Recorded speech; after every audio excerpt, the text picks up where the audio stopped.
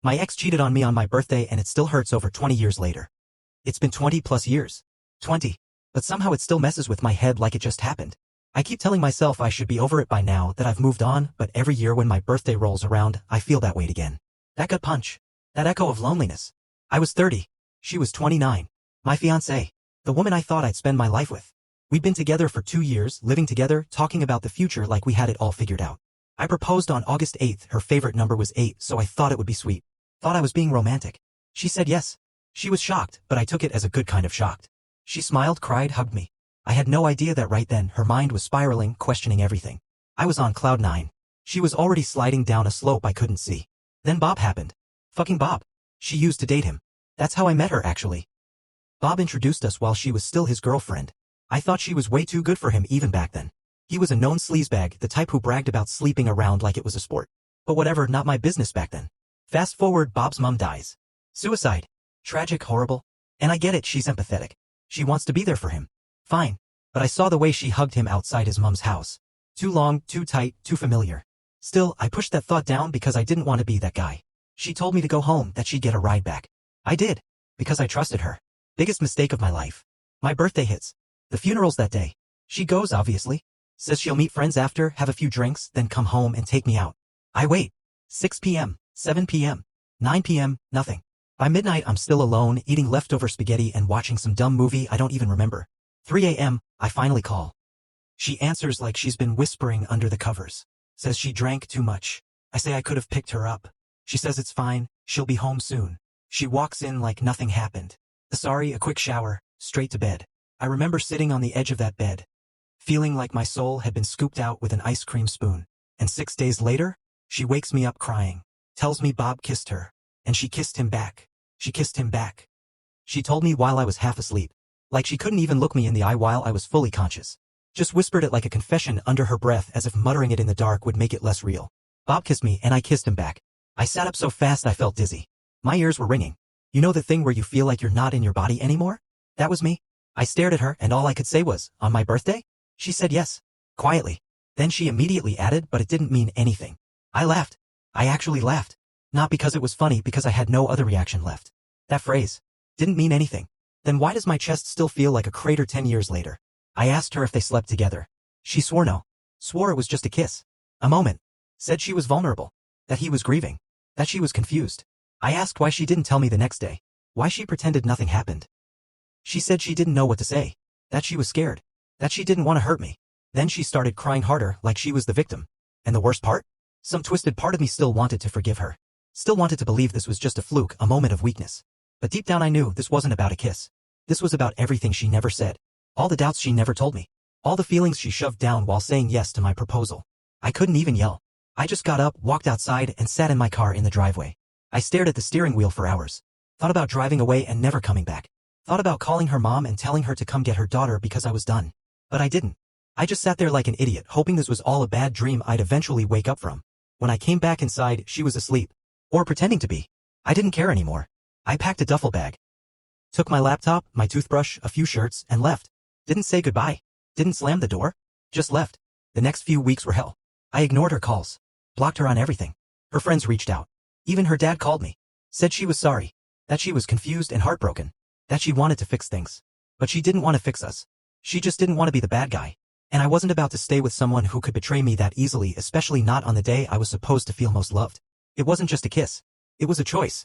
A moment where she looked at what we had and turned away from it. A couple weeks after I left, I was crashing on my cousin's couch, trying to make sense of everything. Just breathing hurt. I couldn't eat, couldn't sleep. Everything reminded me of her. And yet, some part of me still wondered, was it really just a kiss? Then came the damn messages. One of her friends, Jen, who had always been weirdly loyal to me, texted me out of the blue and said, "You deserve to know the truth. She's lying." Then she dropped the bomb. Screenshots. Pages and pages of messages between my fiancé and Bob. They weren't just about a kiss. They'd been flirting for months. Dirty jokes. Late-night confessions. At one point, Bob literally texted, "If things were different, I'd marry you myself." And she replied, "Sometimes I wish they were." I sat there, reading every word, like getting punched in the chest over and over. This wasn't a one-time mistake. This was a slow-motion betrayal. She knew exactly what she was doing. And she still said yes when I proposed. She still let me plan a future with her. And that kiss? That was just the moment they finally crossed the line physically. Everything else, the emotional cheating, the daydreaming about being with him, had already been going on behind my back. I remember pacing the room, heart racing, fists clenched. I wanted to scream. Smash something. I wanted to call her and just unload every ounce of rage I had. But I didn't. I just sat there, staring at the wall, feeling like AF ****** ing joke. I thought about how many times I had called Bob my brother. How I had confided in him. How he stood next to me when I bought her the ring. How I asked him if he thought she'd say yes. And the whole time he was thinking about what she'd look like without her dress on. Later that night, I messaged her. I didn't scream. I didn't cuss her out. I just sent one message. You didn't just kiss him. You were in love with him, weren't you? She didn't reply. But she read it. I saw the damn scene mark and nothing came after it. That silence said everything. It wasn't just betrayal. It was the fact that she was willing to lie to my face even after everything blew up. That she was going to let me walk away thinking it was just a kiss. That night, something in me broke. Not just the love, but the hope. The belief that maybe this could be salvaged. That maybe we were just two hurt people in a bad moment. No. We were done. And I was done being the one getting played while everyone else got to make excuses. A week later, I pulled up to a mutual friend's birthday. Not because I was ready to be social, but because I knew they would be there. Bob and her. I wasn't going to cause a scene, but I wanted to look them in the eyes. I wanted to see if they'd flinch. The moment I walked in, the entire room shifted. Conversations stalled. Drinks froze midair. And there they were on the couch together like nothing happened. Like they hadn't detonated my life and walked away from the blast smiling. Bob looked up, tried to do that dumbass half smile he always did. Hey man. I didn't even let him finish. I looked at him and said, loud enough for half the room to hear. You been practicing your speech for the wedding yet? You know, the one where you pretend you didn't fantasize about Angie the bride. Silence. You could hear the bass in the music thumping awkwardly in the background. People froze. Bob's face drained white. My ex? She looked like she wanted to disappear into the carpet. He stammered something like, come on, man, don't do this here. I shrugged. Why not? You didn't mind doing it there, I said, nodding toward her. She stood up like she wanted to say something, tears already forming. Can we just talk? Nope, I cut her off. You had every chance to talk. When I proposed. When I asked if something was off. When you told me it was just a kiss. You talked enough. I'm done listening. That's when the group started shifting. Some people awkwardly drifted away, but a few came closer. One of Bob's closest boys, Nate, stepped up beside me and said, wait, are you serious? This whole time. He looked at Bob, then back at me. Dude, you've known him since you were kids. I thought I did, I said. Turns out I didn't know either of them. Bob didn't say a word. Just stood there looking like he wanted to melt into the wall. My ex grabbed her purse and left, tears or not. She didn't say sorry, didn't even try to defend herself. She knew. They both knew. That night ended with a couple friends pulling me aside, apologizing for not seeing it sooner. Others just avoided me entirely, too cowardly to pick a side. But Nate? He messaged me the next day and said, you handled it better than I ever could have. You deserve better, bro. For the first time in weeks, I felt something other than rage or heartbreak. I felt respected. And that was the moment I realized maybe this wasn't the end of everything. Maybe it was just the end of letting people walk all over me. After that party, things didn't go back to normal for them. Far from it. Turns out exposing someone's dirt in front of everyone has ripple effects even if you only drop one truth bomb. People talk. People connect dots. And in Bob and my ex's case, there were a lot of dots. By the next weekend, word had spread like wildfire through our friend group. Stuff started leaking. Someone else admitted they'd seen them a little too close at another party weeks before the kiss. Another girl said she heard my ex drunk calling Bob months before the engagement. A guy who used to date one of her friends said he saw flirtatious texts between them on her phone last year. It wasn't a kiss. It wasn't one mistake. It was a full-blown emotional affair that had been bubbling under the surface long before I proposed.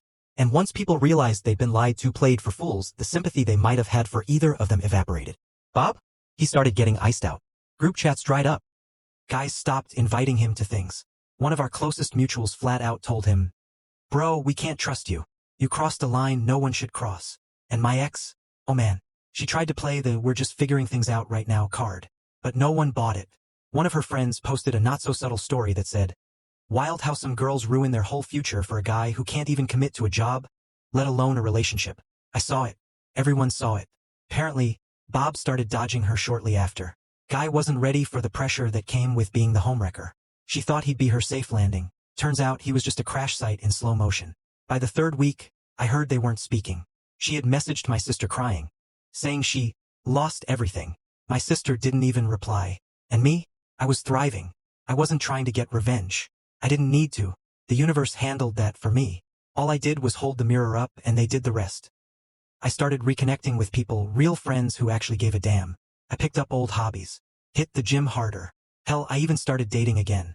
Nothing serious, but it felt good to not carry their weight anymore. It's wild. I thought losing her would break me. Instead, it rebuilt me. She thought she'd upgrade. She downgraded. Bob thought he'd get away with it.